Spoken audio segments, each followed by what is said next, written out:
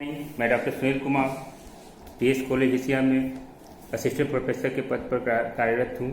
आज मैं अपने ऑनलाइन क्लास के अंतर्गत अंतर्राष्ट्रीय राजनीति के विषय तथा क्षेत्र के बारे में बताने जा रहा हूँ। मैंने इसके पिछले क्लास में अंतर्राष्ट्रीय राजनीति की मीनिंग एंड नेचर के बारे में बता चुका हूँ। तो सर्वप्रथम हम यह जानने का प्रयास करें कि अंतर्राष्ट्रीय राजनीति के विषय क्षेत्र क्या है। इस संबंध में हंस मर्गेनथाउ का विचार है कि अंतर्राष्ट्रीय राजनीति सहयोग और संघर्ष का अध्ययन है, यानी उसमें जो विभिन्न राष्ट्र हैं आपस में संघर्ष करते रहते हैं। संघर्ष के बाद जो निर्णय आता है उसी के आधार पर विदेश नीति का संचालन करते हैं। फेलिक्स ग्रास तथा रसेल फाइफील्ड के अनुसार अंतर्राष्ट्रीय राजनीति विदेश नीतियों से संबंधित अध्ययन है, यानी अंतर्राष्ट्रीय राजनीति के अंतर्गत प्रत्येक राष्ट्र अपनी अपनी विदेश नीतियों के माध्यम से अपनी अंतर्राष्ट्रीय गतिविधियों का संचालन करते हैं। उसी संबंध में हम कह सकते हैं कि अंतर्राष्ट्रीय राजनीति एक प्रक्रिया है, एक प्रोसेस है जिसके अंतर्गत हम आपस में मतलब संघर्ष उत्पन्न होती है और संघर्ष के बाद समाधान होता है। समाधान के बाद जो निर्णय लिए जाते हैं उसके माध्यम से हम लोग अंतर्राष्ट्रीय राजनीति को आगे बढ़ाते हैं। स्प्राउट एंड स्प्राउट के अनुसार अंतर्राष्ट्रीय राजनीति विभिन्न राष्ट्रों या राष्ट्रों के मध्य उत्पन्न संघर्ष के समाधान के लिए एक ऐसी व्यवस्था है जिसके माध्यम से जो निर्णय लिया जाता है, जिसके अंतर्गत सभी राष्ट्र अपने सेल्फ इंटरेस्ट को प्राप्त करने का प्रयास करते हैं। यानी हम कह सकते हैं कि अंतर्राष्ट्रीय राजनीति यह राष्ट्रों के उन संबंधों तथा अंतर्क्रियाओं का अध्ययन है जो राष्ट्रों के मध्य विरोधों का समाधान करते समय संघर्ष की प्रक्रिया से पैदा होती है। जैसे कि अंतर्राष्ट्रीय राजनीति विभिन्न राष्ट्रों के बीच में एक संघर्ष की प्रक्रिया शुरू होती है, इसमें कि एक राष्ट्र दूसरे राष्ट्र के संघर्ष करके आगे बढ़ने का प्रयास करते हैं, लेकिन उनके माध्यम से जो निर्णय लिया जाता है उसके फलस्वरूप जो स्थिति पैदा होती है उसके फलस्वरूप हम अंतर्राष्ट्रीय राजनीति को आगे बढ़ाते हैं। प्रोफेसर फ्रेडरिक एस डन के अनुसार प्रोफेसर फ्रेडरिक एस डन ने अंतर्राष्ट्रीय राजनीति के संबंधित 5 विषयों का प्रतिपादन किया। इसके अंतर्गत निम्नलिखित: पहला, अंतर्राष्ट्रीय राजनीति; दूसरा, अंतर्राष्ट्रीय अर्थशास्त्र यानी पॉलिटिकल इंटरनेशनल इकोनॉमिक्स; अंतर्राष्ट्रीय कानून तथा संगठन इंटरनेशनल लॉ एंड ऑर्गेनाइजेशन; कूटनीतिक इतिहास डिप्लोमेटिक हिस्ट्री; राजनीतिक भूगोल यानी पॉलिटिकल ज्योग्राफी। पहला, अंतर्राष्ट्रीय राजनीति। अंतर्राष्ट्रीय राजनीति के अंतर्गत विभिन्न राष्ट्र अपने अपने हितों की पूर्ति के लिए प्रयास करते हैं। अंतर्राष्ट्रीय अर्थशास्त्र वर्तमान समय में अर्थव्यवस्था विश्वव्यापी हो चुका है, मतलब किसी भी देश में कोई घटना घटती है तो उसका इम्पैक्ट सभी देशों पर पड़ता है। यानी आज वैश्वीकरण के समय में अर्थव्यवस्था का भी राजनीतिकरण हो चुका है, यानी अर्थव्यवस्था अंतर्राष्ट्रीय स्तर पर हो गई है। अंतर्राष्ट्रीय कानून तथा संगठन, तो किसी अंतर्राष्ट्रीय राजनीति को अंतर्राष्ट्रीय इंटरनेशनल लॉ और ऑर्गेनाइजेशन प्रभावित करती है। वर्तमान समय में अंतर्राष्ट्रीय विधि आयोग है और उसके अलावा अंतर्राष्ट्रीय IMF, WHO अन्य जो संगठन है अंतर्राष्ट्रीय स्तर पर वो प्रत्येक देश में देश की शासन व्यवस्था को सुचारू रूप से संचालित करने में उनका भी महत्वपूर्ण योगदान रहता है। कूटनीतिक इतिहास, जो डिप्लोमेटी अंतर्राष्ट्रीय राजनीति में प्रत्येक राष्ट्र की अपनी फॉरेन पॉलिसी होती है, उनकी अपनी कूटनीति होती है, उसी के दिशा निर्देश पर अपने कार्यों का संचालन करते हैं। राजनीतिक भूगोल पॉलिटिकल ज्योग्राफी, तो किसी भी देश का सीमा उसकी भौगोलिक स्थिति के आधार पर निर्धारित होती है, यानी किस देश मतलब उसका क्लाइमेट कैसा है, उसकी सिचुएशन कैसी है, उस पर उसकी विदेश नीति निर्धारित की जाती है। तो अंतर्राष्ट्रीय राजनीति के क्षेत्र के अंतर्गत निम्नलिखित परिभाषाओं का वर्णन किया गया है। तब हम जानना चाहेंगे कि अंतर्राष्ट्रीय राजनीति के क्षेत्र कौन कौन से हैं। पहला, अंतर्राष्ट्रीय राजनीति के अंतर्गत राज्य प्रणाली तथा राज्यकर्ता के रूप में स्टेट सिस्टम्स और स्टेट एज ए एक्टर। मानिए अंतर्राष्ट्रीय राजनीति में राज्य एक कर्ता के रूप में कार्य करता है, यानी राज्य देखता है कि देश की विदेश नीति संचालित करने के लिए मतलब स्टेट को कौन कौन सी नीति अपनानी चाहिए। राष्ट्रीय हित, सेल्फ इंटरेस्ट। अंतर्राष्ट्रीय राजनीति में सेल्फ इंटरेस्ट सबसे महत्वपूर्ण होता है, क्योंकि कोई भी राष्ट्र सर्वप्रथम विदेश नीति बनाने के पहले अपने नेशनल इंटरेस्ट या को सर्वप्रथम प्राथमिकता देते हैं। कोई भी राष्ट्र अपनी विदेश नीति बनाते समय इस बात का ध्यान रखते हैं कि उनका मैक्सिमम बेनिफिट हो सके। तीसरा, विदेश नीति, फॉरेन पॉलिसी शांतिपूर्ण सहअस्तित्व। भारत के विदेश नीति का मुख्य आधार है पीसफुल को एग्जिस्टेंस, यानी शांतिपूर्ण सहअस्तित्व, यानी हम लोग आपस में मिलजुल कर शांतिपूर्ण भावना के साथ रहें और इस स्तर पर भी शांति व्यवस्था कायम रखें।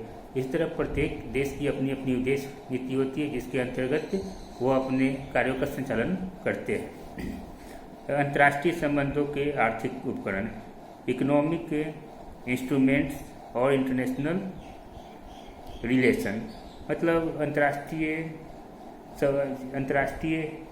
राजनीति में अंतर्राष्ट्रीय संबंधों का मुख्य आधार आर्थिक उपकरण होता है।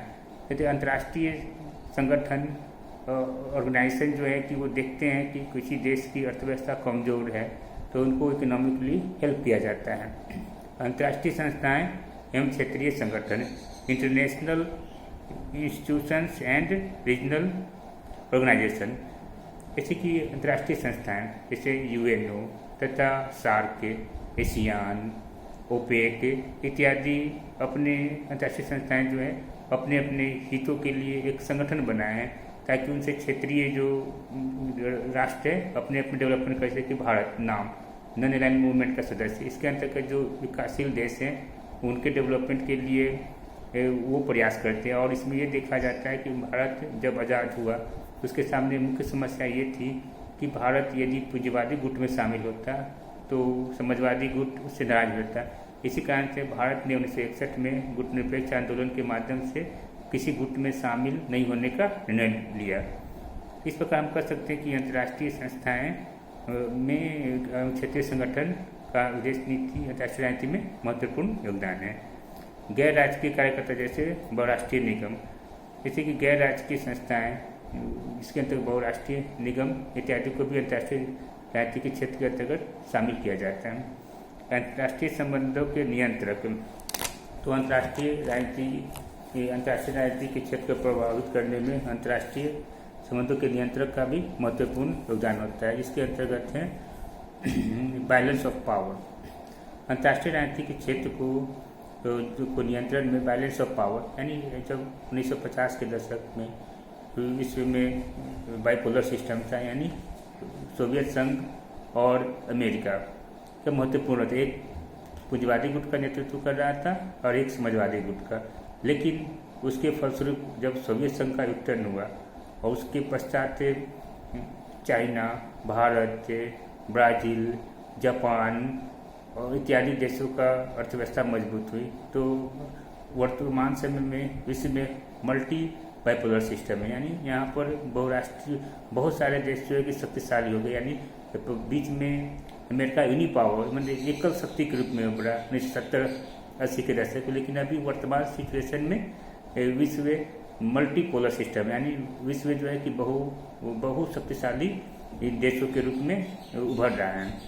तो यानी विश्व में अब एक शक्तिशाली राज्य अमेरिका नहीं, बल्कि उसके साथ साथ भारत, चाइना, जापान और इत्यादि देशों को शामिल किया जा सकता है।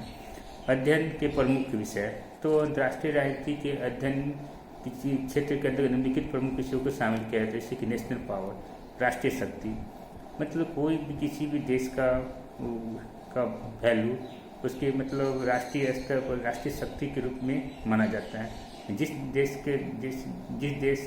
के पास शक्ति ज़्यादा है वो शक्ति संपन्न माना जाता है। उसके लिए उसके आर्थिक सिचुएशन, सोशल स्टेटस और इकोनॉमिक ग्रोथ, इन सब चीज़ों को ध्यान में रखा जाता है और उसका मिलिट्री पावर कैसा है। उसके बाद आइडियोलॉजी, विचारधारा, वर्तमान